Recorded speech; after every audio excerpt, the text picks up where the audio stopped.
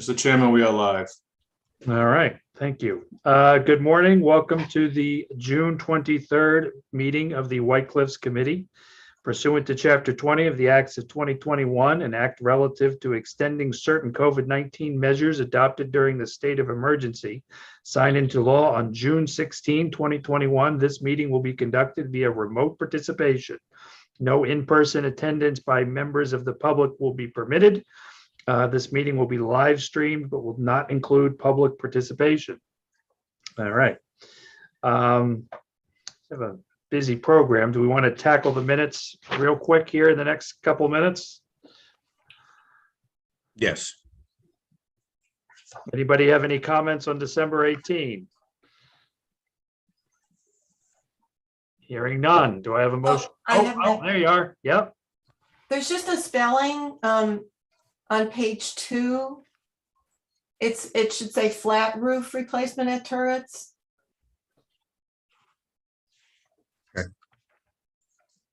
Okay. Do I have a motion to approve the December 18 minutes with that change made? I'll make a motion to accept the December 20th, just the 20th, right? 2022. December 18, 2020. Is it 2022? December 18, 2020 meeting minutes. I'll second. All right. Let's do the roll call vote. Norm, Yes. Julianne, Yes, Yes, I vote yes. Approved. Moving on to May 26th meeting. Those minutes are going to need to wait, Mr. Chairman. Oh, happy to wait on those. All right. Then, do you want to provide an update or a introduction to today's festivities? Sure, I'd be happy to. So on your agenda today is interviewing of consultants. We have 3 consultants coming in for your consideration. At your last meeting, the board or the committee voted to request some additional funds from the Community Preservation Committee. They have remaining administrative funds, and those funds to be used to engage a consultant to help the committee craft a request for proposals, and then to essentially help market our attempt to find hopefully a private sector partner willing to come in and invest in the White Cliffs structure. So we're looking to put a RFP out on the street and to essentially find somebody who can work with us to bring the White Cliffs back into form. So if you recall, I'm going to step back even further for a moment. When we finished the feasibility and reuse study that was completed by the architects DBVW, we determined that a number of options were ruled out just because they were not economically viable. The committee then asked DBVW to look at what we termed a preservation light, which would be what would it look like to get White Cliffs just back open and functioning without restoring it necessarily to its full former glory, but what would it take to get it up to code compliance and be able to be used again. And so we looked at that as an option. From that option, the committee decided that we were going to look at trying to find a partner or partners who would be willing to come in and work with the town to implement that preservation light option and to get White Cliffs essentially back operational, to get the building functioning in a state that could allow people to use it again. And as we talked through that process, the committee decided that we did not have the expertise to do that, that we were going to need some additional consulting services. So fast forward, we were not able to fit this process in with the remaining budget, given some of the other work, preservation work or stabilization work that was needed, most recently the chimney on the structure. And so we went to the CPC. This committee voted to request funding from the CPC's administrative fund, which is their fiscal 2022, which expires at the end of this month. The CPC held their meeting, voted unanimously to approve those funds, which brings us back now to actually executing The next step, which would be to interview and engage a consultant to help us put the RFP together, and then equally, if not more important, to market that RFP. I think I've used the analogy of it's a lot like, we create a job description and then we're looking for the perfect candidate. It's a rather unique job description. So this RFP is unlike anything else that we've done. It's not a senior center or a fire station or things that we typically do. This is a very unique RFP. So we want to make sure that the RFP gets put together in a way that will attract people, and we don't put something in that would maybe have maybe a private sector partner say, well, because of that requirement, I'm not going to apply. So we want to have that job description essentially, put the best foot forward, and then we essentially need a headhunter to go out there and play matchmaker and find partners or partners that might come in. So today we have 3 firms that we're going to interview. These are all known entities to us. We have worked with them with each of these in the last several years. First up on your agenda at 10:15, we've allotted a half an hour interview for each. Will be Eric Bush from the Pellegrin. Eric is the sub-consultant that worked on the feasibility and reuse study. He was a sub-consultant for the architect on the study that we just completed. Next, we have Luke Mitchell from VHB. He'll be coming in at 10:45. VHB is the firm that helped the town just complete its master plan. So they're a known entity to us and they're familiar with the town. And then last but not least, we have Brett Pelletier from Kirk and Company. When we first took over White Cliffs several years back, we paid Kirk and Company to do a market analysis to help us essentially market. This is before the town purchased White Cliffs. We paid to have a study done that would help market the facility in the hopes that the private owner at the time would be able to use it to attract a buyer that would be interested in preserving the historic aspects of the building. So Norm has done a lot of work over the last 6 months or so, reaching out, trying to contact other potential consultants. We've really narrowed it down to these are the 3 that would engage in this type of work, that are familiar with the town, that are familiar with White Cliffs. And so that's why these are the short list. There really isn't anybody, and Norm, you feel free to chime in here, and nobody else. Todd as well was involved in some of the initial screening calls with the consultants. There was nobody else that we felt understood our project or would potentially be a match for us. So that's how we came to these 3 particular consultants. So the purpose of today is to interview. You have received their written proposals on how they'd approach the project. We can ask questions afterwards, and what would be in order is following the interviews and the questions. As I said, we don't need to do reference checks. We know all 3. We've reference checked them in the past. What we'd be looking for is a vote for which consultant we would move forward to engage, which would need to take place in the next week or so, and get the engagement letter settled and get them moving forward. So that's what we have on the agenda today. And through the chair, I'm happy to answer any questions before we begin. I'm good. Let's get started. All right, Mr. Chairman, I'll invite in Eric Bush. And I should mention, each of these firms gave you an updated proposal that's in your packet.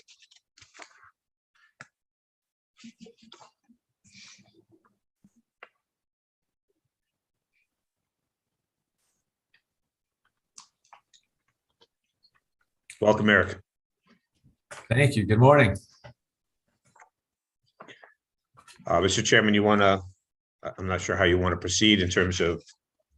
I'm sorry to interrupt, through the chair. Eric, are you going to be screen sharing? Do you have a presentation or? That'd be great. Yes. Okay, I will make you a co-host.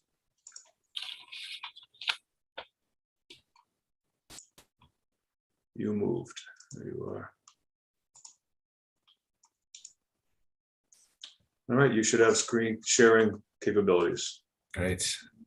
You can Shall I go ahead and? get started when you're ready. Yep. Okay, great. Well, thank you all for for giving me the opportunity to speak with you all again. It's been a while. It's great to see some of you from work that was done in the past. And apologies again. I know, John, you and I somehow got our wires crossed about timing, so my apologies. Thank you for accommodating. So just briefly and quickly, if I could kind of run through, I know in my involvement with the project and with you all in the past, I was under the umbrella of DBVW and Martha and her team, and I've worked with them several times in similar engagements throughout the region. But wanted to give you a little bit of background about myself and our firm. Just me today, unfortunately, from my office, but Peregrine Group is a real estate advisory firm. We are based out of Rumford. That image is not doing what I expected it to do. Out of Rumford, Rhode Island, do work all throughout, primarily Massachusetts and Rhode Island. So we have myself and 3 other partners, as well as 7 project managers and 4 sort of back of house finance and accounting folks. And what we do is real estate advisory work, all the way from kind of early on conceptual planning and strategy, where I spend a lot of my time, all the way through to sort of delivery through the construction process. We have folks in the team that are experts in construction. We have architects on staff. And then we actually have asset managers. So we like to think of ourselves in our kind of calling card and what differentiates us in the market is that we do a lot of project management, we do a lot of financing, but we also manage projects that are complete. So we have a sister property management firm, we have asset management in-house. So we're kind of always thinking of that long-term perspective of not just how to get something done, but how to get something done well and something that can be sustainable over a period of time. So within that and within the market we work in here in Rhode Island and beyond, a lot of experience in historic and adaptive reuse. Plenty of new construction as well, but my kind of background and roots are in historic adaptive reuse, everything from old mills to old department stores to conversions of outdated office buildings into residential, hospitality, et cetera, including some conversions of schoolhouses and old estate houses. So certainly the bread and butter for us as a team and for me as an individual. And the one thing that it may have come through a little bit in our previous experience together, but very much sort of a process focus. So in what I understand of the need here, we tend to work with the entity, the owner, the board, the committee, and try and collectively build out a schedule early on. And that schedule being kind of comprehensive by being owned by all parties lets us then have a very clear work plan path, and sometimes overly so. We really like to stick to a process to make sure that, especially in a scenario like this where there's a number of stakeholders and need for clear and transparent communication, that having a firm process in place, setting expectations early, getting all buy-in is really critical to being able to then communicate against that process and schedule. So again, we're an advisory firm, been around for 20 years,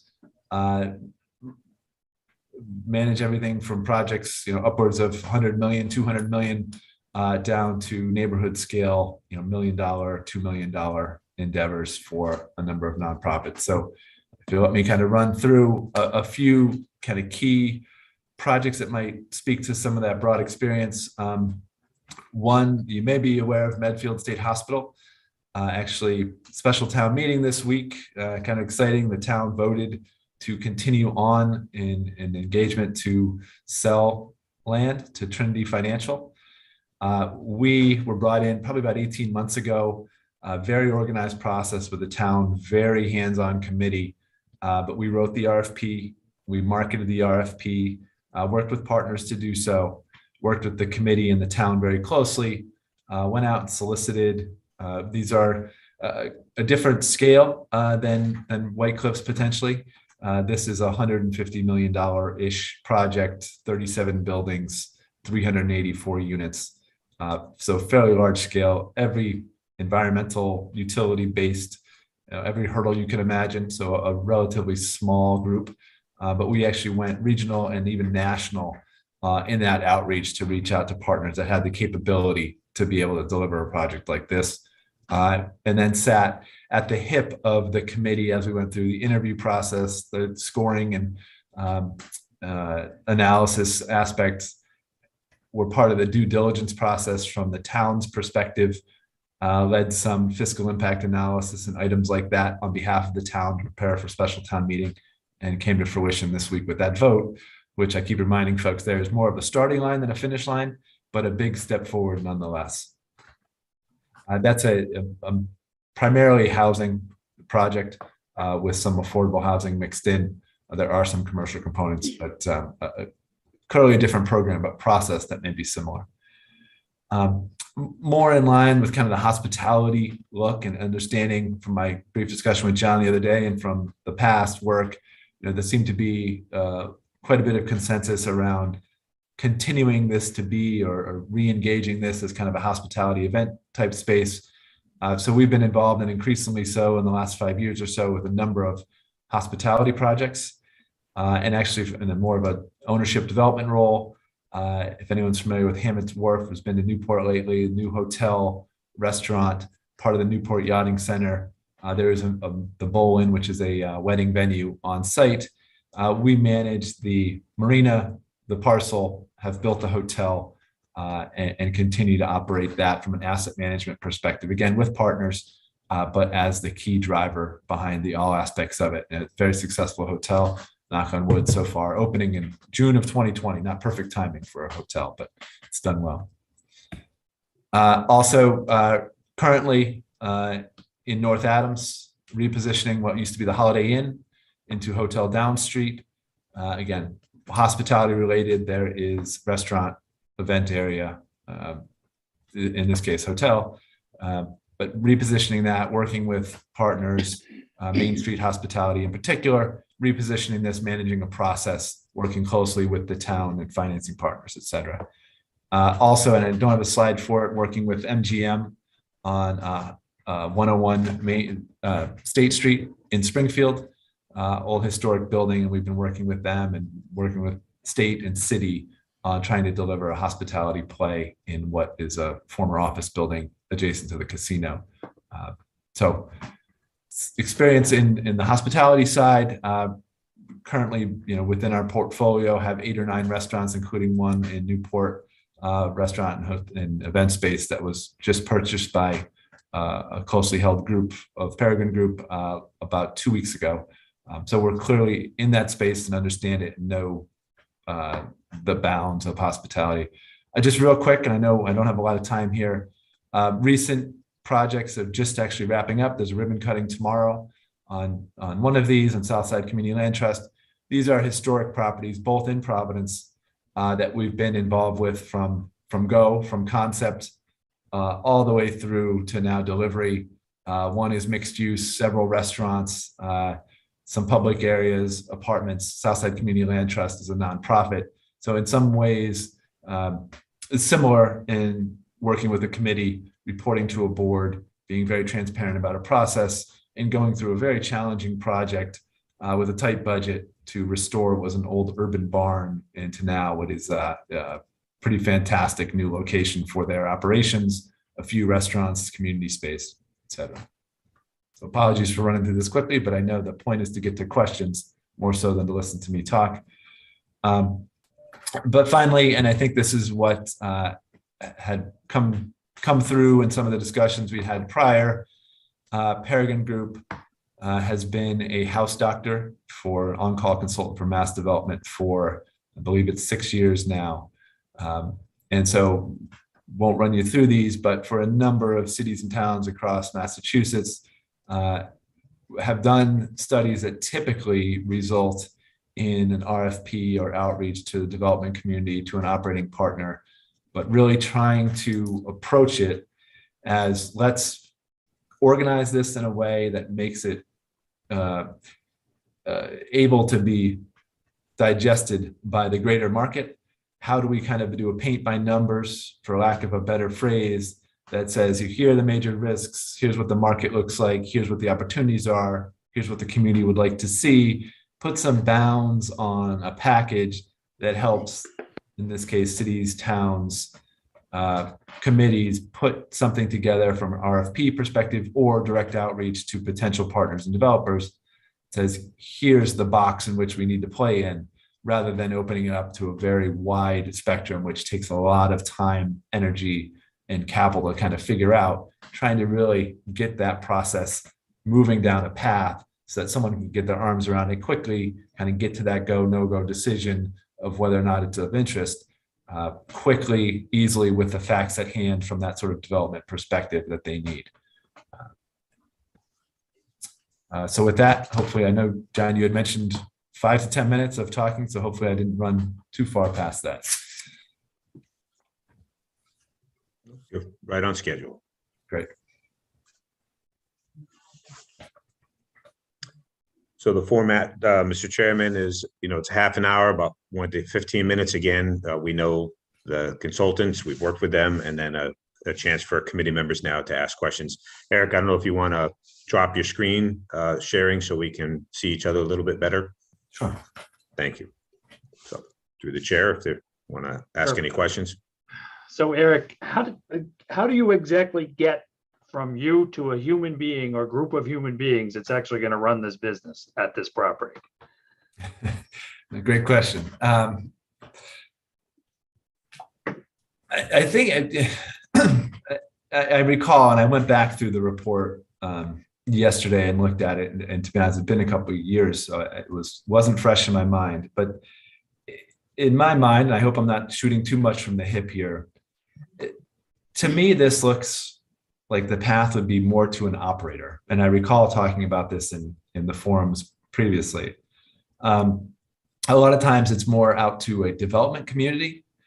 If it's housing or something that doesn't require some sort of core operator to be that central role. In this case, I do think it's kind of putting bounds on what needs to be done to make this viable. And I think the previous report did a lot of that, especially from the physical perspective. But then getting organized around how do you put this into an attractive, simple package that you can get in front of event operators, folks that understand the industry, how to drive it from sort of the inside out. The development side, and again, I'm opining, which is probably a dangerous thing to do, coming in after a couple of years, but the physical side of it is secondary in my mind. I mean, there's a business that could be operated there. That business can produce revenue streams if someone knows how to run it, how to market it, how to start to get events there and really create some energy, either from a dining perspective or from dining and event perspective. And then the physical side really has to be built around how do you achieve that? So if you think that you can produce X dollars in revenue and traffic per year, the facility you need to do that has these components to it. What does that mean from a cost perspective against the existing condition? I think, and I see it often in a lot of similar efforts, where the thought is to go out to the development community, and sometimes there's RFIs, sometimes there's RFQs. There's sort of that process to say, from a development perspective, how can you do this? And I think in this case, because it is a relatively fairly focused, as I understand it, end goal, I think any developer is either going to come back to, we need an operator, or have to go find their own operator to sort of bring to it to answer those questions that need to be answered to see if it's viable, feasible, and eventually what sources and gap filling sources are needed. And I think that's a major component of this as well. Okay. Who's up? If I may, when you meant, Eric, when you mentioned operator, exactly, it's not clear to me how that works. Could you just spend a minute and explain that better for me? Sure. I think the skill set and the business plan for someone who runs or caters manages, say, weddings or, community events, all the things that bring people and event fees and revenue to a venue is a different model than a development company that would come in, look at either rental income coming off of a property or sale revenue after they improve something. I mean, we're in the development community, we're not all that sophisticated. We look at the bricks and mortar and say, if we invest X dollars in this, is it going to be worth more than what we invested in it? I think in this case, without, again, I'm recalling from years in past and a quick discussion of recent weeks, but without the appetite to sell the property, to develop housing and add density in some of the avenues we went down, I think it comes down to, if you're a development company, if you're a real estate professional, you're looking at this and it has a value. It has the value of what revenue can be created by the use that is desired by the community. So fast forward to the physical work being done and you have a facility that generates revenue because people are coming there and paying fees and paying for dining, et cetera. That sort of dictates what it's worth. And from a development perspective, that's really the cap of it. You can't go beyond that. You can't spend 10 million if it's worth 5. So I think starting with the operator and understanding the business that can be run there, someone who really understands how many weddings a year, what's that price point, how many other events per year, what sort of catering, the blocking and tackling of that business model, I think then dictates the physical side rather than the other way around. Norm, does that answer your question? Pretty much, yes. Mr. Chairman, may I ask a question? So Eric, you mentioned finding an operator, and then you said gap filling revenue sources, or determining what that gap is between the operator, what they need, and finding a way to fill that revenue gap. Can you speak to your experience in filling that revenue gap to make something viable there, and what your experience is in identifying and actually bringing those resources to bear to fill that gap? Sure. Yeah, I spend a lot of my time kind of in that space of trying to make the uses of funds needed to create something match the sources of funds, and being able to fill all the various components. You kind of start with, and I know this is speaking back to that report from years ago, but you start with how much debt and equity, kind of the traditional sources, can be supported by the use. And oftentimes there's a disconnect between the cost. And I think in this case, it's become clear in the physical work that's been done that there's quite a heavy lift to bring this facility back to a level. There's a sort of built-in cost hurdle. So I think when you look at it, and when we looked at it with DBBW, there was a disconnect where it said it's going to cost this much, and the sources that could be privately raised, typical bank debt, typical equity who's seeking a return, is somewhere down here. And I think that's going to hold true. And it's true in a lot of projects. It's just a matter of disparity between the two.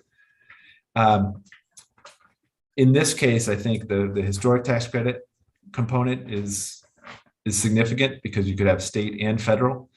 And I've done a ton of work, dozens and dozens of projects over the course of time with those two sources.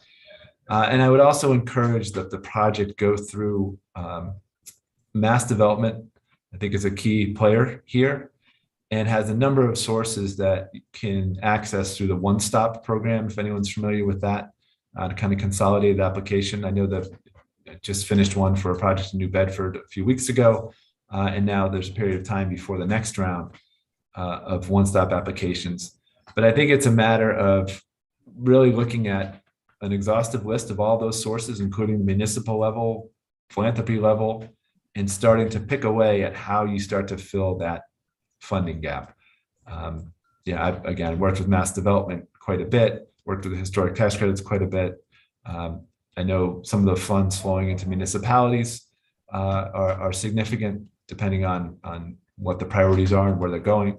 But I think it's probably one of those projects that ends up with 7 or 8 funding sources, which again is not uncommon, and have done quite a bit of those types of projects, including all the ones I mentioned before, had some level of funding gap necessary. Mr. Chairman. Question. Eric, you're speaking of an operator, would that entity be hired by the town or by a developer and they would hire the operator, or either one? I think it depends. I would say typically not hired by a developer. If an operator came in and wanted to either sign a long-term lease, acquire the property, and their business fundamentals allowed them to do that, and all the funding sources sort of allowed them to do that, the development side would be secondary. So there'd be, if there's committed funds, if there's funds available, if the fundamentals of the operation work, the developer, the construction side just becomes kind of part of the process. This is, again, I'm opining too much because of the work that was done in the past, potentially. But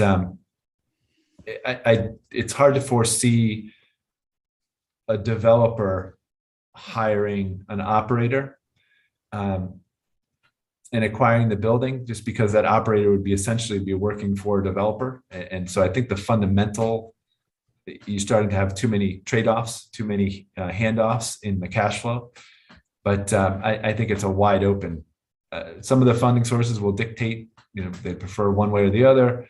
I think it'd be one of those things that you have to start with the operator, the core of what's going to happen there, use that to leverage into what needs to be done for the property and potentially in phases, but what's necessary to make this work.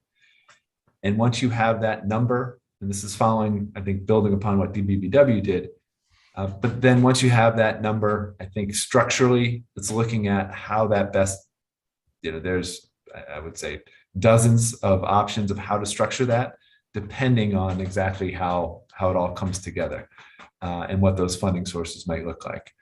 Some of the funding sources go to municipalities or to nonprofits. So, is there a layer in there that's making improvements to the building and then leasing it back?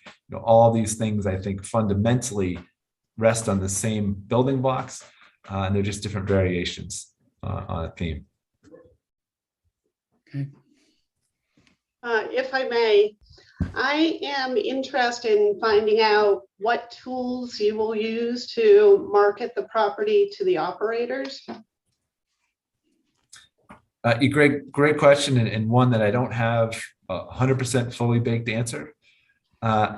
I did, after talking with you, John, last week, I sent a few emails out, sort of anonymously, not mentioning where, when exactly, to some industry folks, either folks that work at state level for hospitality, or some of the operators I know in that space in this region, and just to get some thoughts about who might be kind of a good source to start generating some excitement and some outreach within that hospitality, for lack of a better term, community. I have some of my folks in the office. I have a team member that previously worked for the governor's office in Massachusetts, was the director of the MassWorks program. And so she and I sat down and kind of talked about it. I also reached out to a group called Main Street Hospitality that we partner with all the time, that plays in that space from the Berkshires to well into Rhode Island, and generated a few thoughts and names about different associations. But I think it would not be a one-stop. It would be kind of a, let's create a clear path and let's then go out through these organizational entities, associations, but also reach out directly to some operators that have competing facilities and see what level of interest there may be. Thank you.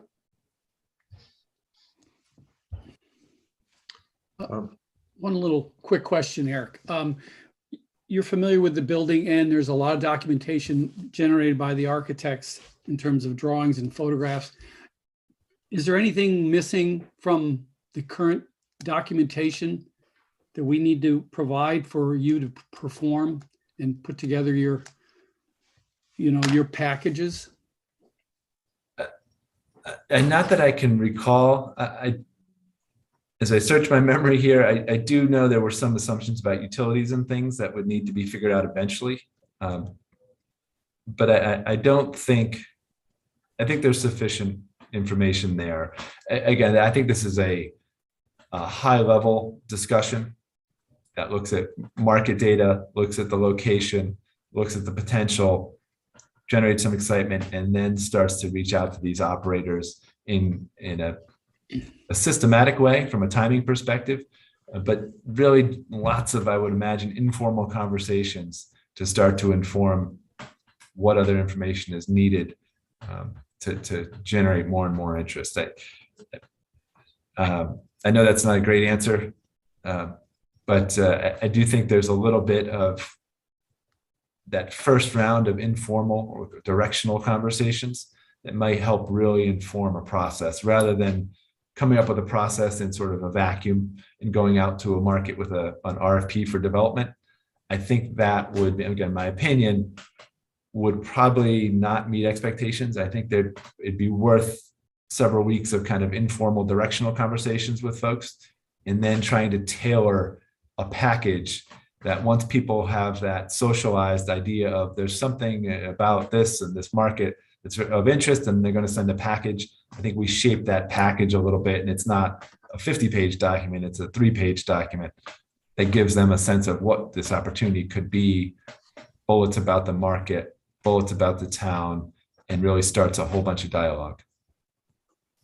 Thank you. Eric, you mentioned a couple times the process and timelines.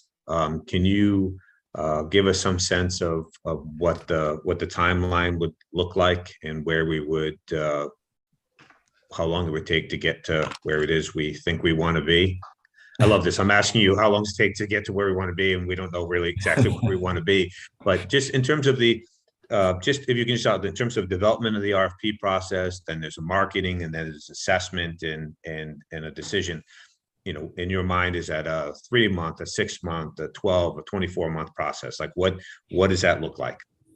Yeah, in my mind, without knowing enough to speak intelligently about it, but of what the goals are exactly. But I think it's more of a 3-month process. And again, I know there's some procurement constraints, for lack of a better term, but I do think that upfront, the first month or so, I think it would be important to be sort of nimble, conversational, directional, to help inform the right path for the more formal process. Is that you see that more with the committee or more informal, you kind of doing market research on your own? I think it's more doing market research. Okay. Talking to some of those potential targets from an operations perspective, talking to some of the associations. And so I do think that the broader picture question, John, my guess would be it's probably 3 months to get something out from a formal perspective. But I think at least I'm throwing out opinions as if I know more than I do, and I don't mean to do that. It's a dangerous place to be, but my guess is this wouldn't be an RFP process that asks someone to come back with a fully baked set of design, development, engineering, and architectural documents and a fully baked budget. And I think it would be more about a conceptual approach, order of magnitude. It would be on that front end with so many questions I don't think you could answer without a respondent being at your hip.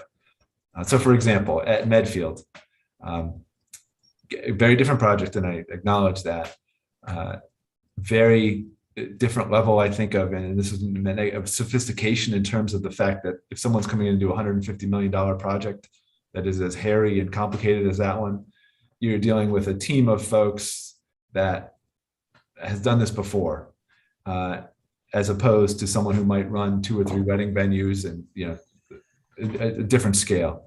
But the response is more of a conceptual plan, certainly understanding what their experience is, what their financial situation is. Are they a viable person who could take this on, or entity that could take this on?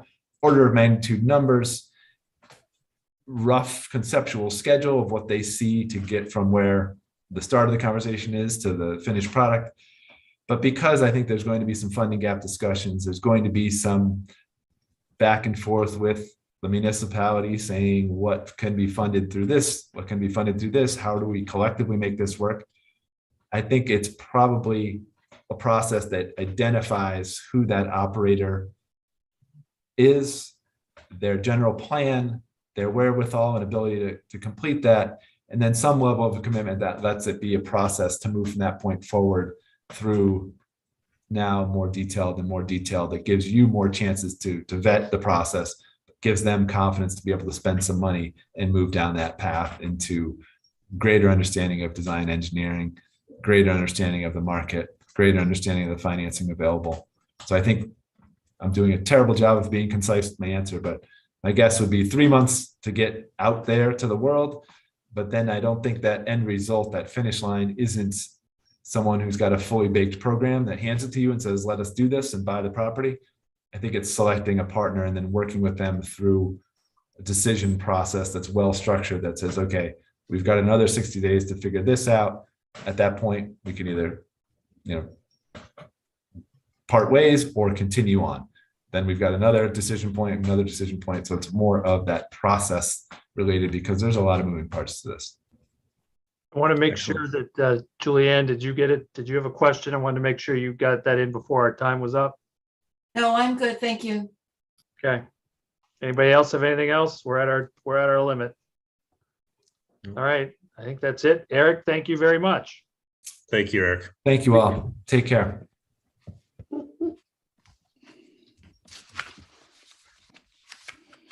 So Chairman, we have Luke Mitchell available to come in. Welcome into the party. All right, he is on his way.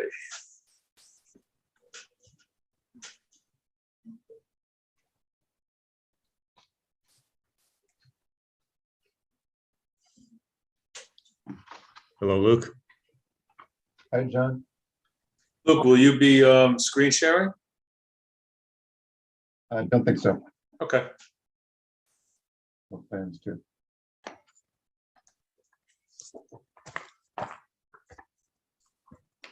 So through the chairman, Luke, as we've discussed, we've allotted approximately half an hour looking for a little bit of a presentation from you regarding your proposal and VHB, and then we want to leave roughly half the time or a third of the time for questions from the committee members. So I'll turn it over to you.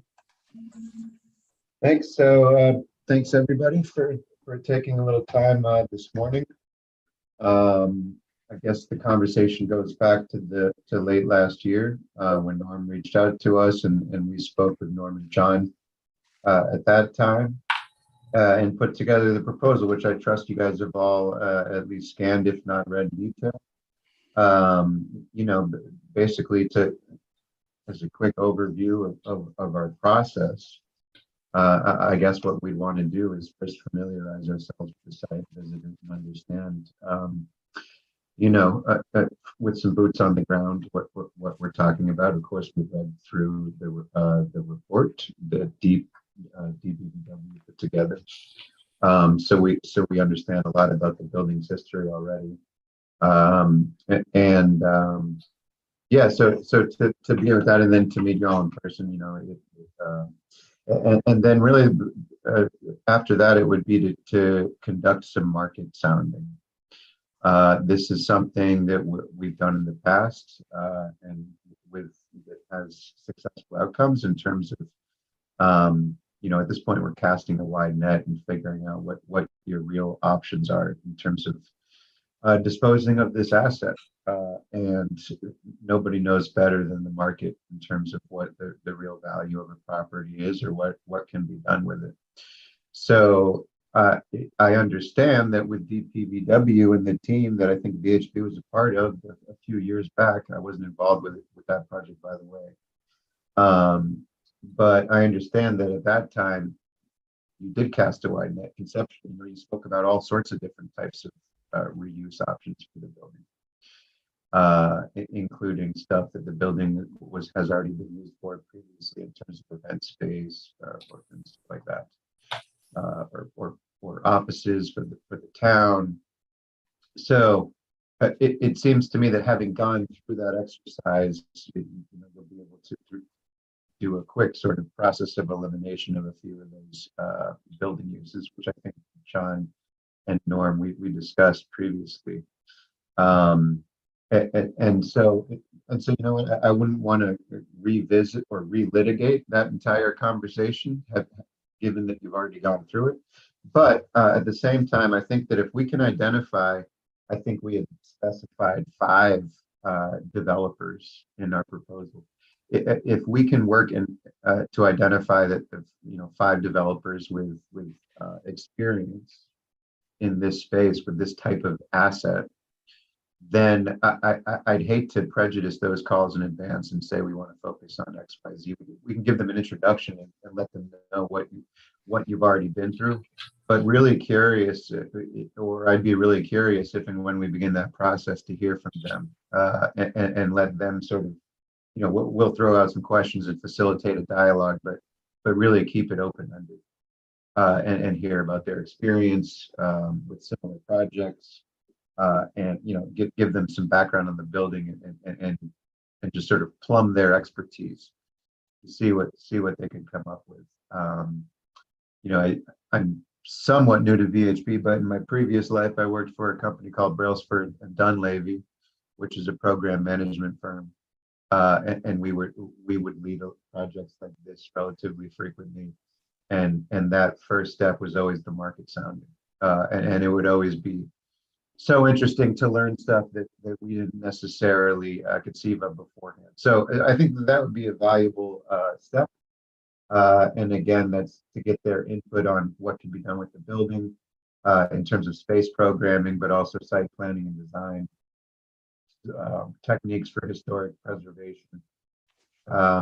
Get their insight in real time on the market demand, because as you all know and appreciate, real estate demand is constantly in flux. And maybe that's even more so true now than in previous years. Everything is just changing so rapidly. So to get that input from them in terms of what the market could really bear and support would be interesting and informative. And then also when it comes to financing, look, I know you have pro formas or very high level operating sheets, I guess you could call them.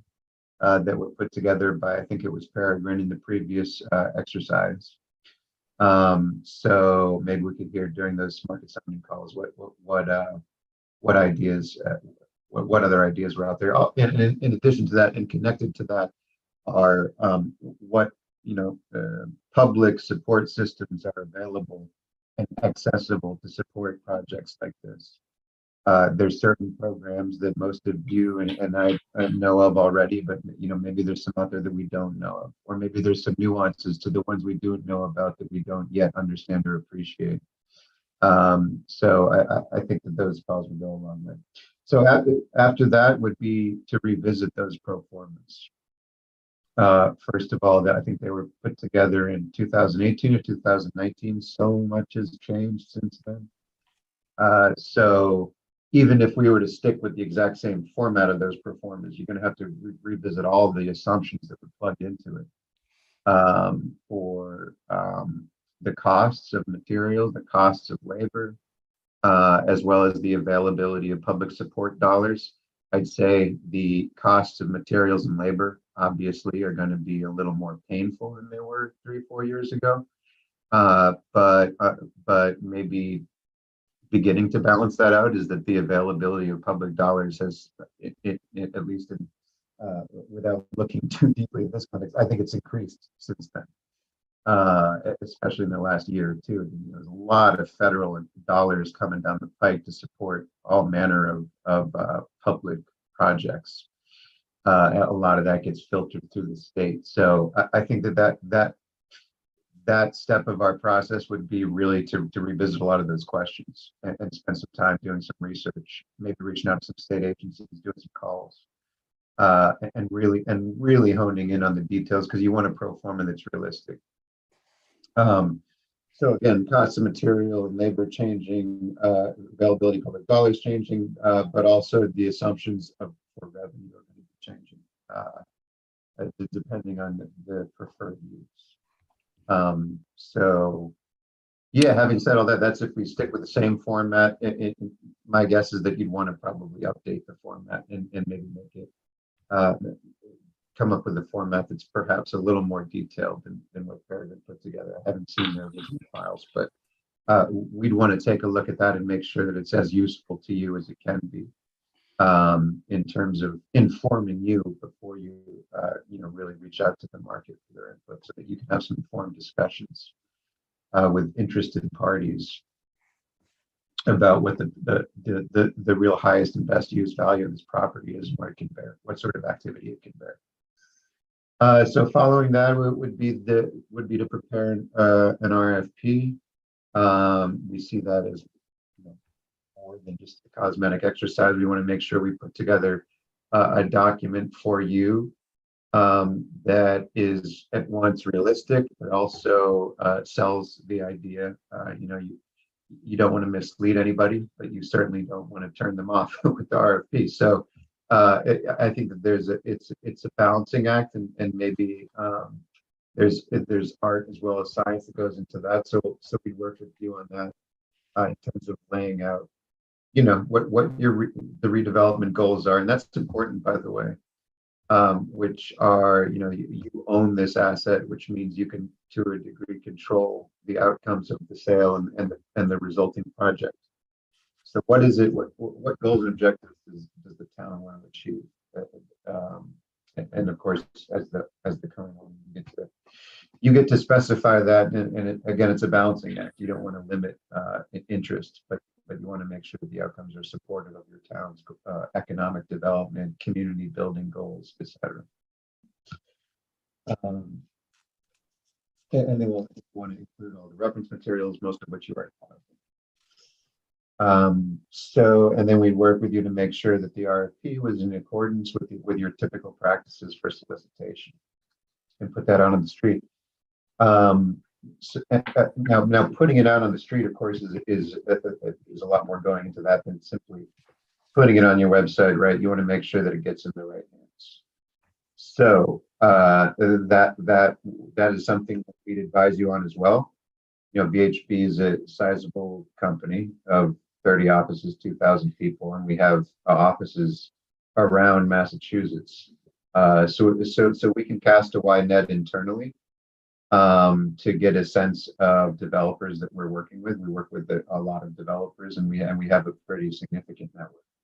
So if and when we move forward with this part of it, then that would mean I'm tapping into our network and touching base with project managers across the state, particularly in the region, of course, and putting together that list with you, and hopefully with some input from you guys as well. You guys might know some developers that we don't. I see that all these pieces are collaborative, but really we want to make sure that we get a good list of developers with experience in the space, just so that all this hard work we're going to do on this RFP, just want to get it in front of these people, so that if there's somebody out there who would be interested in something, just want to make sure it gets in front of it. So that's that. And then other than that, the last task we have in our proposal is simply project administration and check-in meetings. It simply means we want to stay closely connected with you on this. And we'll I think once we kick things off and get started, it's a matter of finding the right rhythm in terms of the timetable you're trying to achieve, and making sure that we don't have more meetings than we need, but having them as productive as possible. And yeah, that's an outline of the scope. In terms of our experience, again, VHB is a large company. I work in the planning and urban design team in Watertown, which is VHB's headquarters. We work on public projects. We work on private sector projects. So, and really where I work in the planning and urban design team, we're at the nexus of those two things. I do a lot of work for developers. I do a lot of work for municipalities and state agencies. Projects like this are interesting to me because they represent, again, that nexus of the public interest and private interest. How can you formulate and advance a project that's beneficial to the town as well as the development, as well as to your private sector partner? Okay, I think we should move over to questions now. Anybody have a burning question they want to pose to Luke right off the bat? John?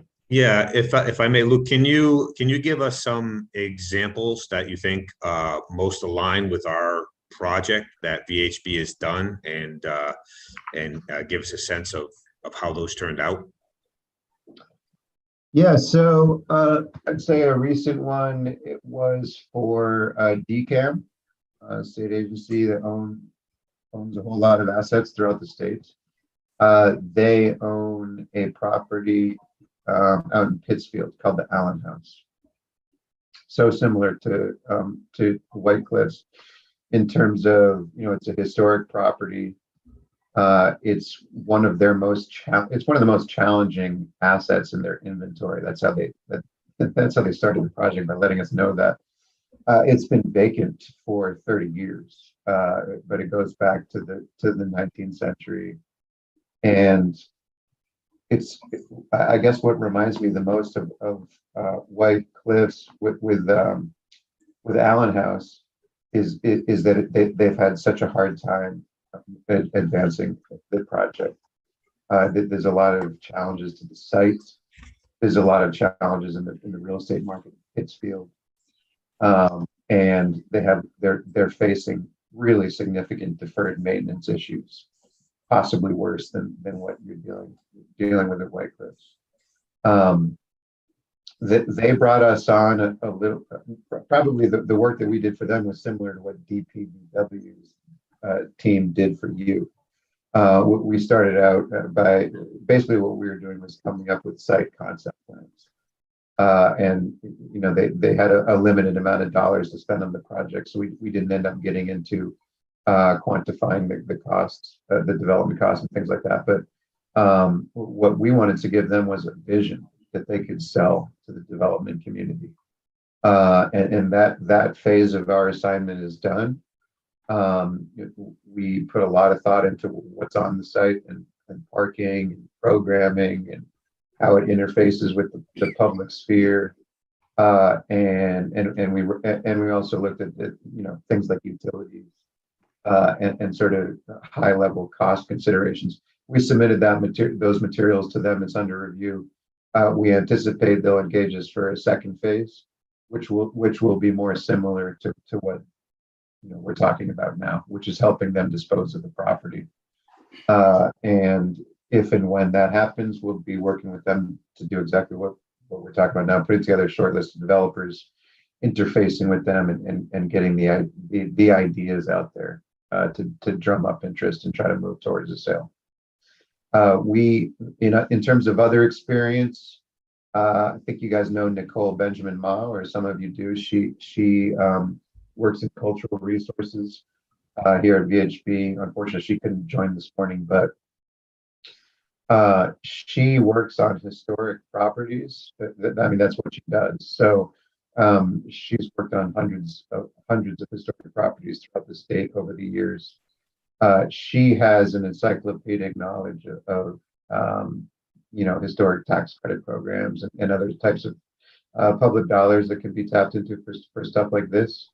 And has worked on a lot of projects that have been disposed of. So she'd be a great resource as well.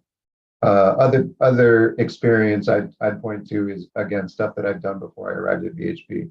But that was working for institutional clients in a program management capacity, and putting together projects, helping them to put together vision for project, space program, financial pro formas, and in many cases moving forward to owners rep services. In other words, attending owner architect contractor meetings on site throughout construction.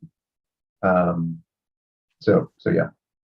Mr. Chairman, I have a quick follow-up on that, if I could. Luca, is VHB a house doctor for DCAM, or was that a competitive selection? We're house doctor. Okay, House doctor for DCAM, house doctor for mass development. We have on call for Massport, MassDOT. We have on calls for most of the major state agencies. all right, thank you. I gotta ask, what's a house doctor? House doctor is when you have an on-call contract. It's essentially a contractual vehicle, which means that they can engage you for services without needing to go do a public process. Thank you. In the proposal or the written materials you had said, you said you would identify up to 5 developers. But when I think of developers, I don't think of operators. And I guess the question is, how do you get from your 5 developers to people that will actually run a business here? Yeah, well, I think that would, before I answer that, maybe if I could answer that with a question, which is when you say run a business here, what type of space have you guys really been honing in on in terms of activity, in terms of what sort of businesses would be operating? So I think much of the analysis has led us to the point where we think a hospitality event type space is the most logical business for that venue. Okay, so yeah, I think that a lot of that would come out of the market segment calls of the developers, because I think ideally if that's your preferred use of the site, you're probably going to want to find a developer who can come with a partnership, right?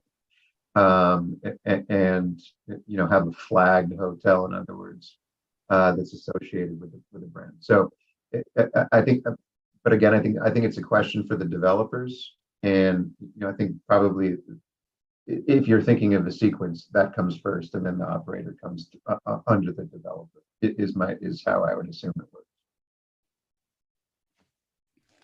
Now, again, another question. Have you ruled out the idea, and maybe you're not in the business of ruling out ideas quite yet, but what about turning the property into residences? I know that was one of the programs that was explored at one point. Yeah, if I may, that was one of the options in one of the short list was a municipal use, an event hospitality space, or a residential development of some kind. Just based on the preliminary pro forma numbers, the residential option looked like economically it was going to be difficult. And there was a question of what the space looks like, how much development would need to occur around the historic building, what that impact would be in terms of the visual streetscape look of that, and does that match up with what the community's vision for the property is. So I think the big thing was just the economics and the historic part of the building, trying to interweave that with with creating new housing around it. That historic part of the building proved challenging, and I think it also proved just expensive in terms of the renovations that would be needed. But again, that was the initial review. Having heard that, then revisiting, Todd, your earlier question, maybe a subset of those calls could be with hotel operators. I think that could be incredibly valuable input, knowing if that's the option you think is possibly the most realistic here, then to sit down with, call it 1 or 2 high-end boutique hotel operators, in advance, send them some materials on the hotel and get some input from them, as long as they'd be willing to speak. That could be very informative and probably helpful, I think.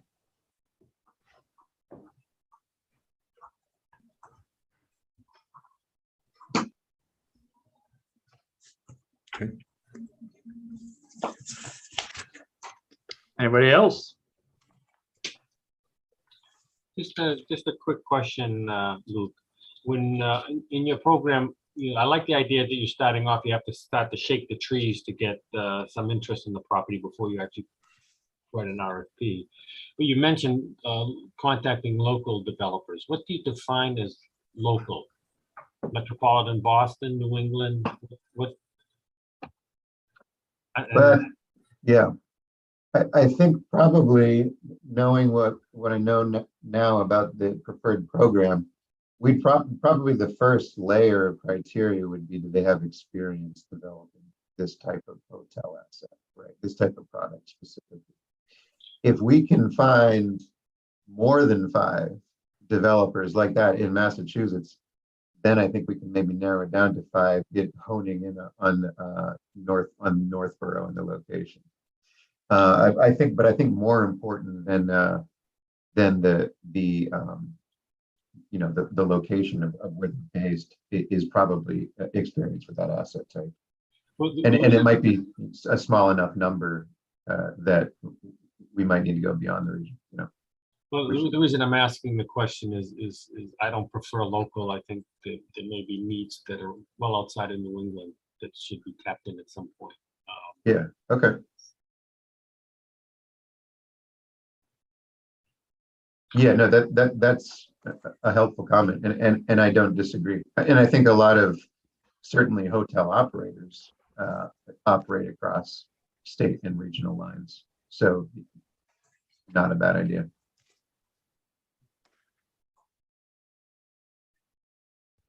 All right, anybody else? Hearing none. Luke, thank you for your time. Absolutely, thank you all. Take care, Luke. you. Thank you very much. Thanks, Luke. Thanks. All right, Mr. Chairman, I just need to step out for one moment. Sure.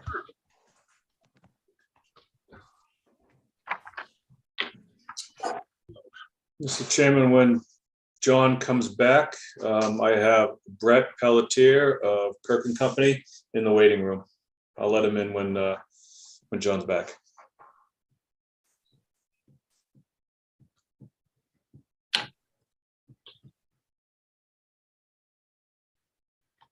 The final contestant on The Price is Right.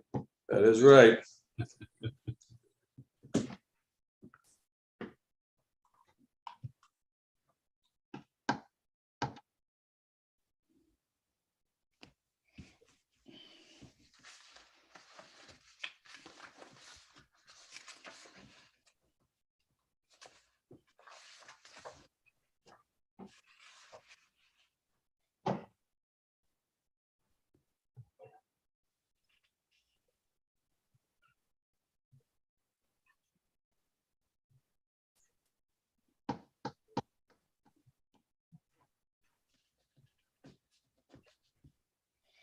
It took, while I had a minute, I took a quick look at the property he mentioned, the Allen House.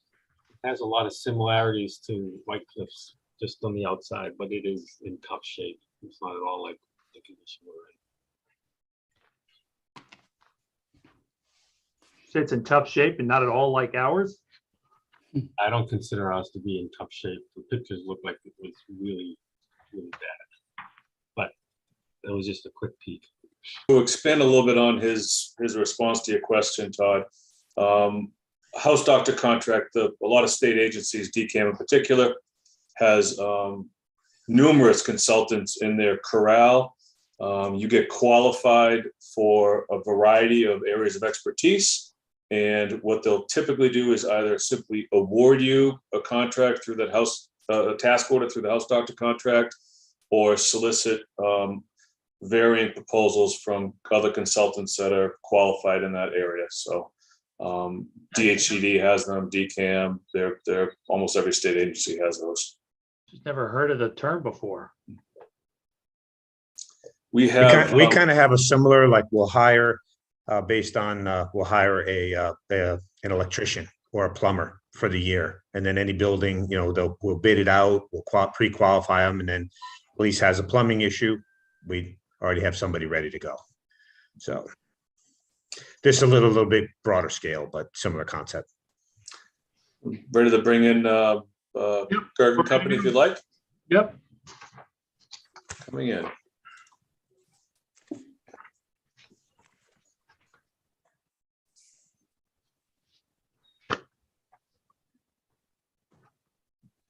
Hello, Brett.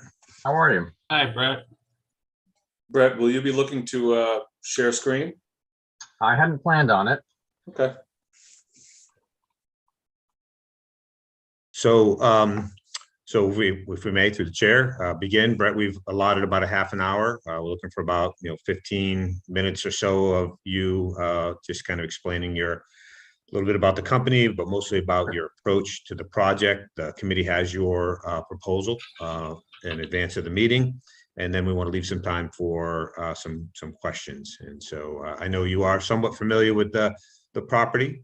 Just reminding the committee members and anybody who may be viewing, we did engage Kirk and Company to do a full market analysis for us on trying to help market this property originally. And this is before the town took it over, when there was the potential out there floated that the building might be demolished. We're trying to assist the private owner and the realtor who was marketing it with some additional information to help show the potential viability for different uses. And we engaged Kirk Company to do that report for us. It's up on the website if anybody would like to see it. So with that intro, we'll hand it over to you, Brett. Thanks, John. Thank you for inviting me and talking with me about this over the last few weeks. As John said, I was involved in some very preliminary work that was done early on in the town's involvement with White Cliffs. And boy, that was, I think, 2016, 2017, something like that. It was seems like a million years ago, but fantastic property. Obviously, you all know that. It's why you're so engaged with it. So I'll talk about the company a little bit. Kirk and Company's been around for about 30 years, give or take. David Kirk and myself are the principals.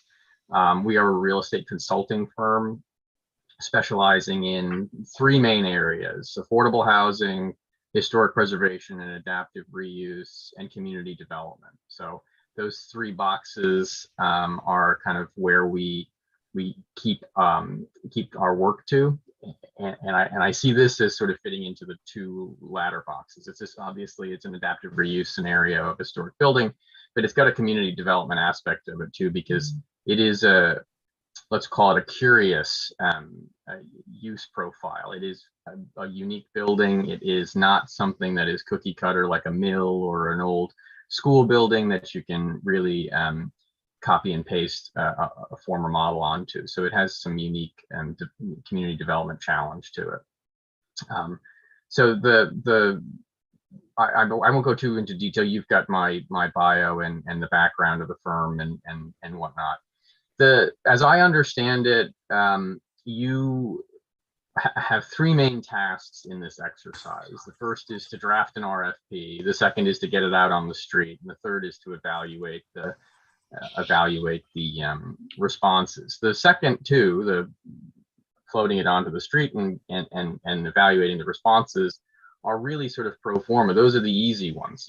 If you set your criteria up properly, you check boxes and you fill out forms and you score criteria in a way that's standardized. It's not that difficult. The big challenge you face, as I understand it, in speaking to John, is drafting the RFP, is getting to a place where you can create an RFP that is actionable, that's going to get response from the development community, that's going to be you're going to signal there's seriousness of intent by the town to find a partner or a developer or someone to work with you on this project, and that it's going to be structured in such a way that garners that interest and that seriousness from the development community as well.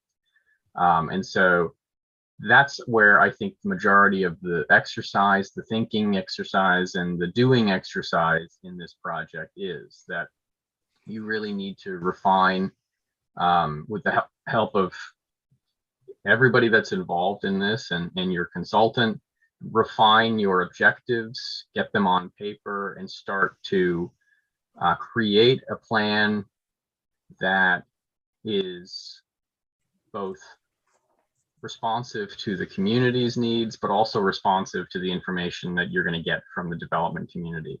in advance of floating an RFP. And my approach is always to, it's never to have an RFP in hand and then go to the community and say, here you go, respond to this. It is to, in advance of that drafting, in advance of that issuance, talk to people who are engaged in this work and say, where are the pinch points? Where are the opportunities? What do you look for? What are you specifically looking out for that you don't want to see? What's going to kill your interest in responding to an RFP? Because these things take time and they take energy and they take money from companies to really do a good job in presenting a community with a vision and something that is competitive. And if the community is has put out an RFP that is overly broad, let's say, then it can be a struggle for developers to really refine what they think the town or the city is going to want. If you put it out too specifically and too restrictive, it could put them into a place where they're not interested because it doesn't fit into their box, and you've reduced your potential pool. And so we want to make sure we understand what that is in advance, because really, in my experience, the most successful RFPs are the ones that have some flexibility built into them, because you get one real bite at this apple. I've been involved in, I'm embarrassed to say, because I have been involved in too many situations where the community said, you know what, we can just go out a second time, or we can go out a third time. I worked with a town that they brought me in on their 6th RFP. And they were saying, well, we got 10 responses the first time. We didn't like any of them. Now we're on our 6th and we only got 1 response and it's terrible. Yes, that is what happens. If you go out too many times, or you start, modifying so extremely, the development community is going to shake their head and go, I don't know what these guys want, and I don't know how to give it to them. And I'm not going to spend a tremendous amount of time, because I'm looking back at the minutes and they've sent out 5 or 6 RFPs already on this over the last 3 years. They're not serious about this process. And even if they are, they don't know what they want, because they can't get it on paper and get anybody to respond to it. So doing a good job the first time is not only sort of good business, but it's also good policy, right? You don't want to be banging your head against the wall for the next 5 years, having the same conversation over and over again. So I think that's really the key of an RFP in a property like this, that is unique, that is not simple to digest by any stretch, is to have that obvious signal of seriousness, that the community genuinely this is not a fishing expedition. The community genuinely wants a partner, a serious partner that is high caliber and quality, with a vision and the capacity to deliver. But the reality that we have to be flexible enough in our approach that we can allow them to get creative to provide a solution to a problem that thus far has been unsolved. And that's a balance. It's a delicate balance. Like I said, you don't want to say, give us whatever you can think of, because that's not productive. But you also don't want to say, we want X, we will consider X use and nothing else. And then you potentially restrict yourself. So there's a happy medium in between. That is the long and the short of the RFP process for these assets, typically, in my experience, and these types of projects where this is not pro forma. This is not a construction bid where all the knowns are knowable, and and you can, you're just filling out quantities. And this is going to take some effort and some thought on behalf of the town, but also on behalf of others. And there's really I won't say it's a salesman job, because I am not a very natural salesman, but it is a relationship job to call and to engage with the people who are involved in this business and the people who are adjacent to this business. You don't make a development life or career necessarily out of solving the hardest problems, building problems to solve in historic preservation and adaptive reuse, because they just aren't that many of them, and they're all over the place. So what I find is the people who are most capable of responding and completing a project like this are highly qualified, and they just need to know about you. They just need to know that you're there, and they may not be from the region. They may not be from New England.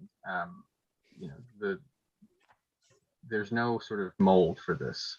So I'll stop there, and happy to answer any questions. I know your time is precious.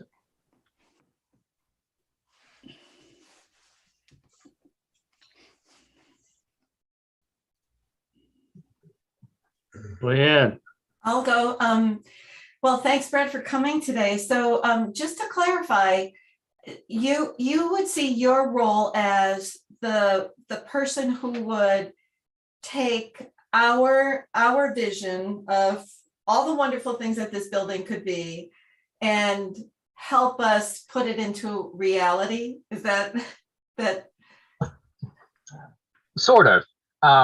My job oftentimes is to tell clients that things aren't the dreams that they have, while worthy and beautiful, are a stretch sometimes, and that's a really important tool. There's no sense in you guys going out to RFP to say we'd like, you know, a boutique hotel, and the market says a boutique hotel is not the profile that we can get financed. It's not the profile that we can physically build, et cetera. And so we want to know those things in advance, and that's where a lot of that due diligence is, to say I can test your assumptions and your vision and all those sorts of things in advance of going to RFP. Because what I don't think you want to do is to say we'd be considering an event venue, we'd be considering housing, we'd be considering office, because if I'm a developer and I'm looking at an RFP, I'm going to say, if they're considering everything and anything, what do they want, and what is going to be acceptable to them? And not only acceptable, but what are they going to be on fire about? What do they really want? And especially with communities, that matters. You know, the developers don't want to come to a town meeting and you know, the pitchforks and the shovels from neighbors and citizens alike come out. That's not a place where they want to be. So they want to be providing vision that matches the community's vision. And the easier it is to match those things up, I think, the better. But yes, ultimately, it is to take what you all have as institutional knowledge and touch points with the community and the work you've already done over the years, and turn that into something that is commercially viable.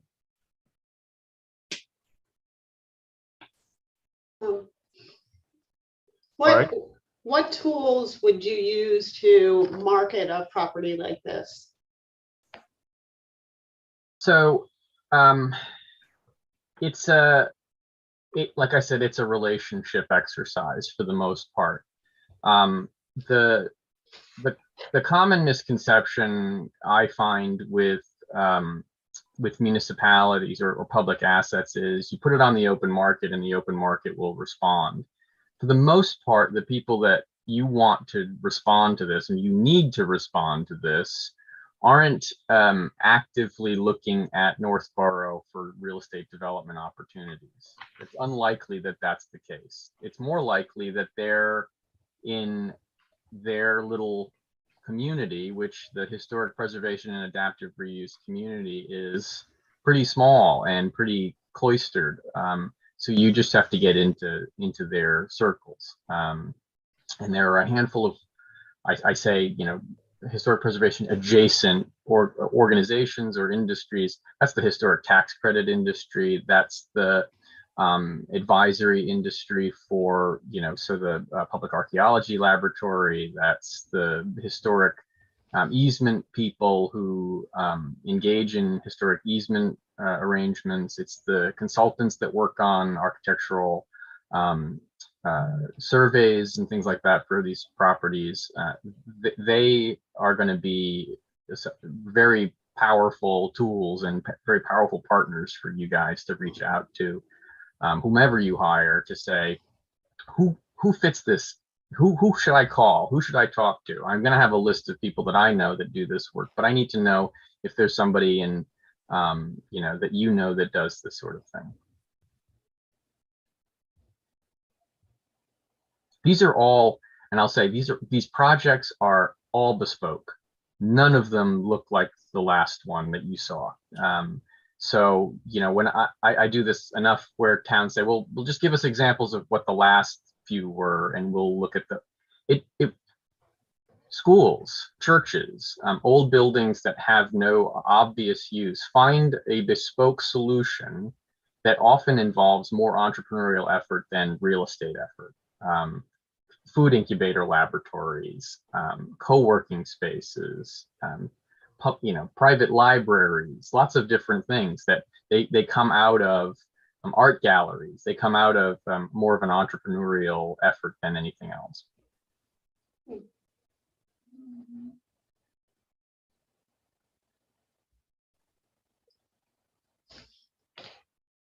I guess when I was kind of looking at some of the, a lot of the people we've talked to, the projects that they show us are kind of big. You may have already alluded to it already. This strikes me as sort of a smallish project. Yeah. Do you feel that that's a problem for you or for the marketplace? Not a problem. I would say it is a challenge. It is just the nature of real estate development. The smaller you get and the more esoteric you get, the harder it is to find a financing solution, find a user, find a developer willing to do the project. Yes, if I can show you 10 case studies of 5,000, 10,000 square foot historic buildings with 75 units of housing attached to the back. That's a pretty easy solution. That's a no-brainer, right? That happens all the time. You use the front bit for some community space and maybe a few units, but you're building a traditional development on the back of it. When it's smaller and it's more I don't like more unique, but it has more challenges to it. They're just a smaller pool of potential users or developers.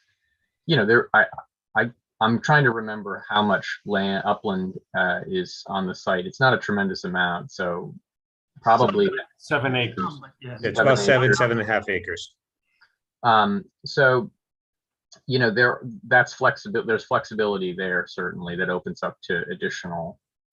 But I think of those uses as those are real estate, those are housing developers, or those are whatever you want to call them, developers that also work in the historic preservation and adaptive reuse space, and they fit that model. That may be possible here, and that may garner some interest, certainly. But I would say that the larger the project, generally the easier it is to bring attention to it from a larger development community and a capital source community. Not a problem, just something you have to pay attention to and be realistic about. Brett, if I may, through the chair, Sure. just in terms of process. So, we've got this little window that we're looking at, which is, some market research, working with the town, create an RFP, put the RFP out on the street, market the RFP, garner interest, play matchmaker. That's one of the big pieces of this, is we need the consultant to actively get people interested to make a pitch to the town so that we can consider it, then evaluate those proposals, determine which, if any of them have legs to move forward. I'm just curious, in your experience, how long from that point does it typically take to get a deal, to get something actually moving? Is it 6 months? Is it a year? Is it, I know they're all unique, but Sure. But assuming we have a successful process and we get somebody who is interested and is viable in terms of moving forward, what sort of a timeline do you see? I would say a year is not an unreasonable expectation. Okay. You don't want to rush the process, but you also don't want to make this thing take forever and drag it out, because then that's both bad for you and bad for your development partner. And I call them development partners just because this is a unique situation, and you really are part of this exercise in this deal. You may not be a financial partner, you may not be a managing partner, but you're there. I mean, you're vested in this. So I would say about a year is not an unreasonable expectation. And as you look at a project like ours, what would you see as the main funding sources that would make something like this viable? What would those funding sources look like, and where would they come from? So it all depends on what the end use is, and I would say historic tax credits are certainly on the table as a supplementary funding source, no matter what the use is. But if it is, there are sources. Money's more expensive today than it was 2 weeks ago and 6 months ago, and so that is a strain on project feasibility, but that's not the permanent situation. Things will come back down to normalcy eventually. And these projects tend to take quite a long time anyway. So but by the time the thing is ready for occupancy, things change. But I would say that the traditional financing sources are still fairly competitive, and you're looking at, regional banks all the way up to insurance companies and pension funds that have money on the street for this type of speculative or risk-based real estate investment. But also, if you're looking at a low-income housing tax credit scenario, there's lots of money for that. There's a tremendous amount of money becoming available for housing of all flavors from the Commonwealth of Massachusetts. They're focusing on middle-income housing and what they call workforce housing, which is just anything over 80% of AMI. So their housing is certainly the state's priority in funding at the moment, but that doesn't necessarily mean that that's the only thing that's financeable.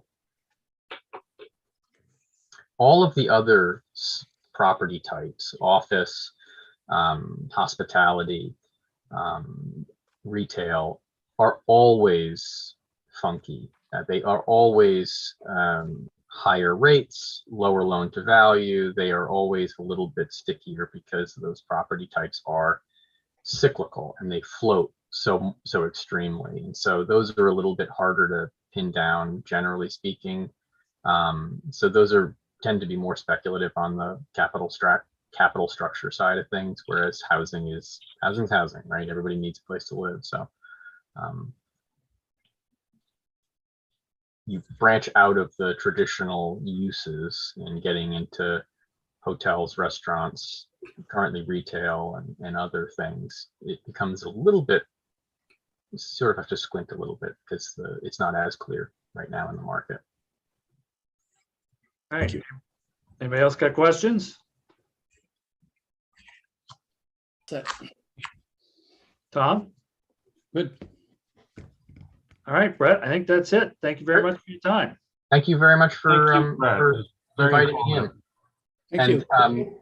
You've got a fantastic building out there. I hope no matter what happens with this and the next steps, that it's preserved and made even more beautiful. It is. I remember walking in the first time with Norm, and I've been in hundreds of old buildings, and none of them look that pristine on the inside. The finishes it's fantastic. Most of the time you expect, oh, we've got an abandoned building that hasn't been used for some time. You expect things to be falling and birds to be flying around, and wonderful. So good luck, and I am at your service should you need me. Thank you, Brett. Thank you. Appreciate your time. No problem. Bye now. Bye-bye.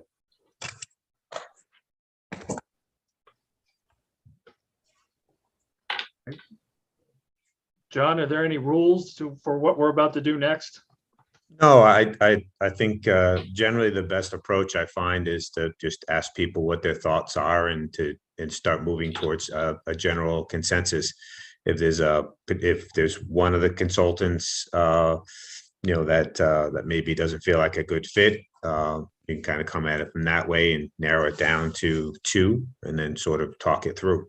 I'll just want to say right from the get-go, this is a short list.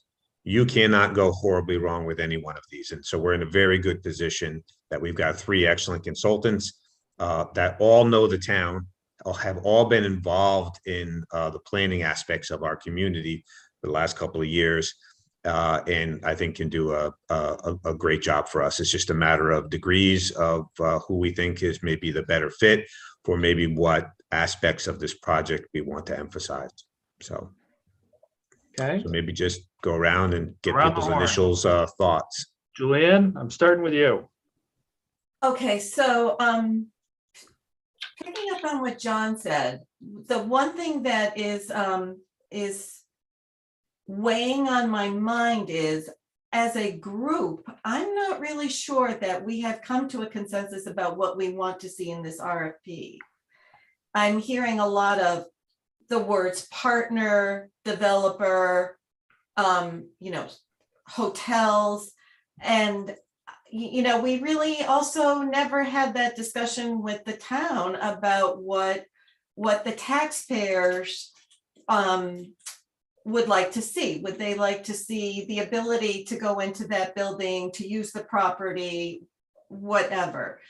So based on that kind of vague information right now, I have to say that Brett seemed to be the most agreeable to working with us, to designing that RFP with him.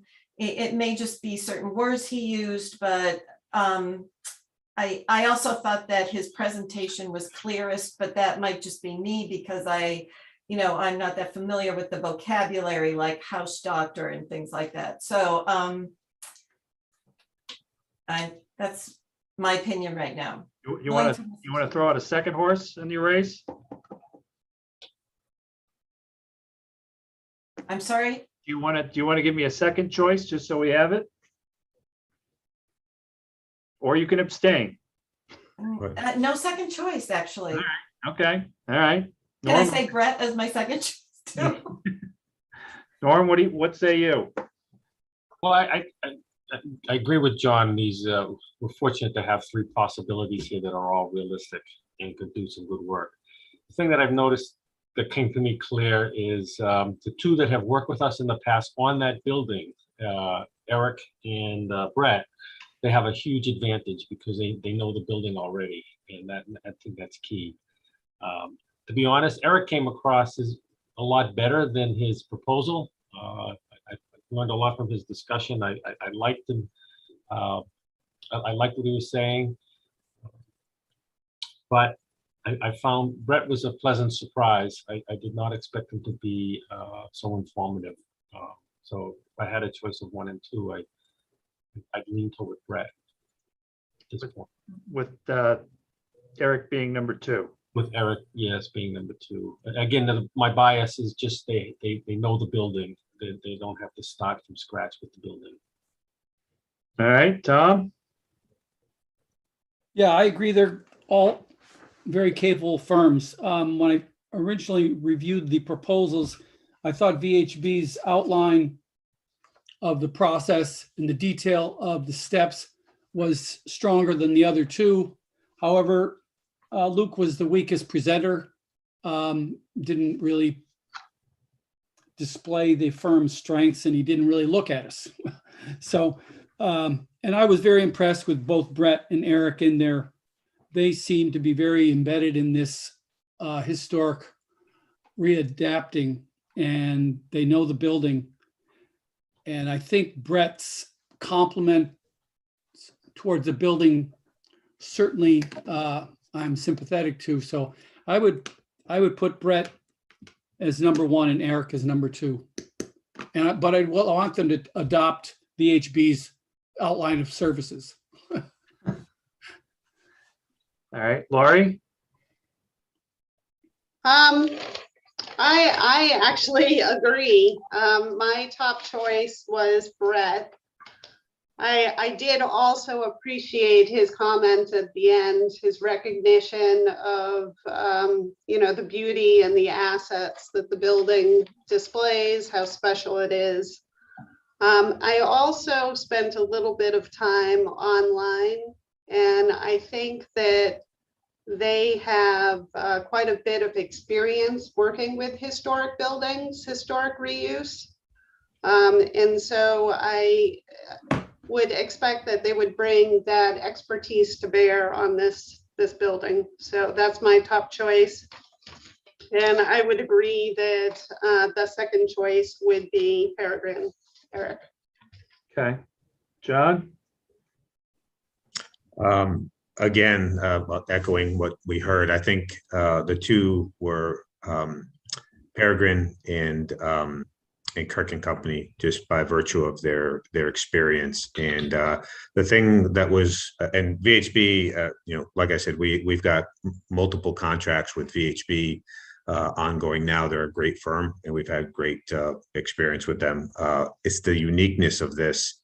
The thing that I think is built into both Eric and Brett's proposals is the ability to market this. It's like coming up with a job description for hiring somebody, as I've said many times, but somebody's got to find you that person to fit that unique job description. And the people that have the expertise in the real estate component of it, and move ideally in the circles of adaptive reuses and historic preservation, I think have an advantage over that. VHB, in terms of general, master planning and so forth, I don't know that I'd hire Brett or Eric for that, but I see those two very close. I don't think you can go wrong with either of them. I was surprised pleasantly by Brett's presentation.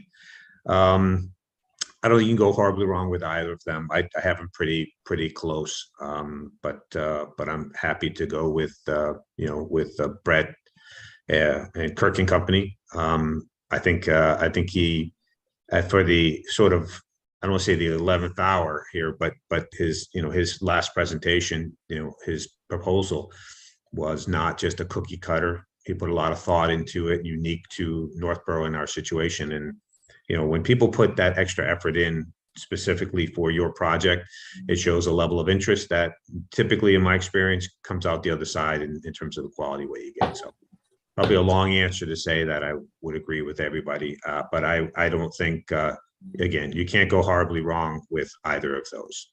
So Diplomatically did not put one first over the other. If I had to edge one, I'd probably, based on the presentation and the submission, would probably be looking at Kirk and Company. Attaboy. All right, Scott. One other thing, if I just to mention, is we had Peregrine, who did a lot of work for us and did those performers. And Norm and I had this conversation probably about 6 months ago of, there's a little bit that would be nice to see a fresh look at that stuff from a little bit different perspective. So we have a work product that we are relying on that, that new perspective I think might be good. Scott, what do you think? Do you get to voice your opinions, Todd? I'm gonna take the chairperson's prerogative to give it at the end. Who else needs to speak? Well, I was gonna let Scott and Sean give us Oh, their. of course, I'm thoughts. sorry. They got to watch all of this. Yeah. I'll be brief and go a little off track. I had Brett and Eric nose and nose right through to the end. One thing that I was surprised that Brett didn't touch on that Eric did was the fiscal gap that's going to present itself with any developer that comes forward, and the fact that Eric understood that the most likely way to close that gap is through numerous funding avenues as opposed to one or two. I would have expected Brett to probably have watched the YouTube video while he was waiting and maybe picked up on a couple highlights. There really wasn't a lot of Brett highlighting quality comments that Eric made. But again, they were there for me. They were nose to nose, a photo finish. The fact that Eric has that institutional knowledge of the property, and also identified the fact that the gap is big, and regardless of what pro form you use, there's going to be a lot of resources to bear in order to close that gap. So it's a coin toss, but calling in the air, I would have go with Eric. Sean? So I'm going to echo a lot of what everybody else has said. I think those two were the clear-cut favorites. The one thing that I liked about Peregrine was Eric talking about how we need to identify an operator at the same time or before we operate a developer, because from our previous meetings, I got the impression that we're moving in the hospitality direction, whereas Eric was geared more towards, it seemed like, real estate or housing development. So if that's going to be the approach, I think Eric understood that a little bit better. But again, I don't think we would go wrong either way, but I would probably pick Peregrine as well, and then have Kirk as my number 2. All right. Well, Scott and Sean here have shaken my confidence a bit. And although I'm not going to be swayed by Brett sucking up to us at the end, I'm going to, I think he had the best presentation. But Scott really was a close second. And the reasons I had him down originally is probably going to be the favorite was the reason you two gentlemen just articulated. The focus on the operator and the cost delta.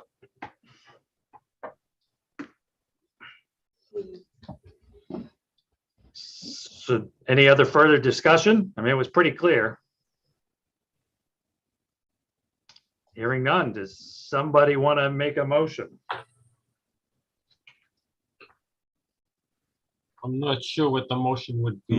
Motion would be to vote to authorize the town administrator to enter into a contract with whatever the selected firm for the stated purpose. So have we selected the firm?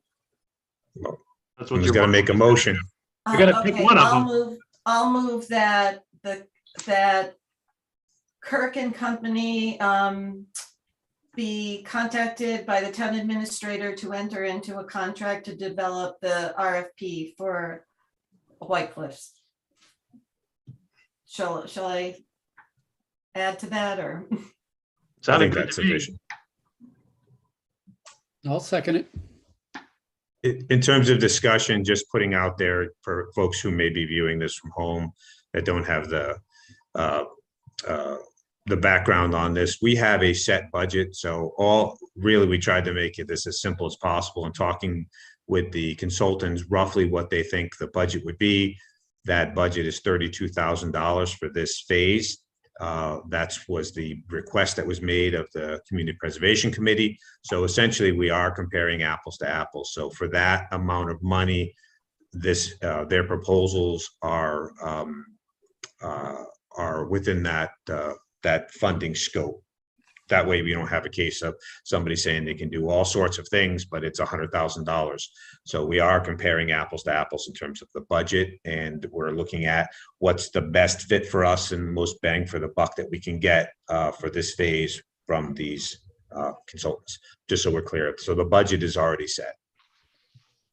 All right, we have a motion that's been made and seconded. Do we have any other further discussion on that? Hearing none, let's do a roll call vote. Julianne? Aye. Norm? Aye. Tom? Aye. I vote aye as well. Motion carries. That takes care of that. All right, it says here on the agenda, we're going to talk about a next meeting date. At this point, why don't we circle back? We'll get the contract squared away. And then the next meeting I assume, is going to be with the selected consultant to start talking about putting the RFP process. So I'm sure they're going to want to meet with the committee, get a better handle on priorities and have that discussion. So might be premature for us to select a meeting date until we know what their availability is and get a couple things on the table. The key here is what we're looking at is obviously we want to get this thing rolling as soon as we can through the summer. So to put us in the best position in the fall to start having some discussions about, potentially talking about where we are for upcoming town meeting. So. Okay. I agree. It was on the script, so I read it. Well, Yep. Well, we didn't. I didn't know if the committee had some burning desire to meet for something, so we put it well, on I there. just want to give it, excuse me, I do want to give a heads up here. I think we're due for a meeting that just talks about some activities that we've been working on and some questions. So for example, Laurie, myself, and Julianne have visited places and talked to people and got some communications out there trying to understand how other organizations work. Plus, we, an update on what's been done with White Cliffs. Last time we mentioned what we were funding, but we know the chimney's been repaired, but what's the status of some other things? I mean, I can put a list together of probably 8 to 10 different topics that are loose ends that we keep pushing forward. How do we address the zoning on the building? You should have some of these discussions, just put everything on the table. I don't think we need to make decisions, but I just think we need to start thinking some thoughts about other topics in addition to what we're driving for now with this. So I would like to have a meeting that would just be dedicated to these topics and not be tried to piggyback on one of these meetings with the developer. So that's my 2 cents on that. I would agree with that, and also add to that list that we we really should hash out what we want to see in that RFP. And so I think a meeting like that would be really helpful. I do think that the whole reason we're hiring these people is they will help us hash out what we want. In Yeah, there. that's an exercise to be done with the I consultants, think that's not the consultants. on our put own. my hands on that. But I'm just, so I'd be kind of hoping to have a meeting in a month's time. I just feel like we haven't got together and talked about a bunch of little topics, obviously, for a long time. I'd like to have a meeting for that, if everybody's in agreement. Fine with me. I mean, I'm not gonna stand in the way of more input, right? I don't know. Can we do that without having a chaperone? I mean, John, you don't necessarily need to be part of that. If We can, I mean, if there's a clear agenda item, then, and the board and the committee wants to meet, then we can schedule a meeting. You want to pick some dates? Just need to be clear about what's on. I think Norm, I think you would need to put together a proposed agenda is what we would talk about, so we can focus our minds. But we're in vacation season, so I would put a Exactly. stake in the ground. Exactly. So you want a date first or an agenda first? Well, Pick a date. pick a date, and then we'll. Something 3 weeks from now makes sense? That's the week of July 18th. I think my math right. Or the week before, the week of July 11th, but anybody around, nobody available? I'm sorry, Norm, what are you looking at? July 14th? Is that what you said? The week of July 18th or the July 11th. I'll be away from the 8th to the 17th. I could do the week of the 18th.